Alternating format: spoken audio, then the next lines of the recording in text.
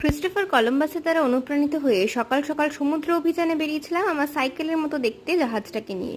কিন্তু বেশিক্ষণ সে অভিযান করতে পারিনি, কারণ ক্রিস্টোফারের মা তো নয়, আমার মা, সুতরাং ঠান্ডা লাগলে আমাকে পিটিয়ে আমার চামড়া তুলে নেবে। রাস্তায় একটা বাচ্চাকে দেখছিলাম কুরকুরে নামক এই ড্রাগসটা সেবন করছিল, তার থেকে ছিনিয়ে নিয়ে চলে এলাম।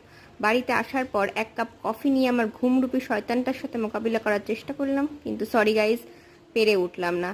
ঘন্টাখানেক ঘুমানোর পর শিনচানের সাথে একটা মিটিং ছিল, সেটা কমপ্লিট করে আমি বসে গেলাম লাঞ্চ করতে। লাঞ্চে দেখি আজকে তিমি মাছের মাংস দিয়ে ফ্রাইড রাইস হয়েছে। তিমি মাছটা সমুদ্র থেকেই ধরা হয়েছে।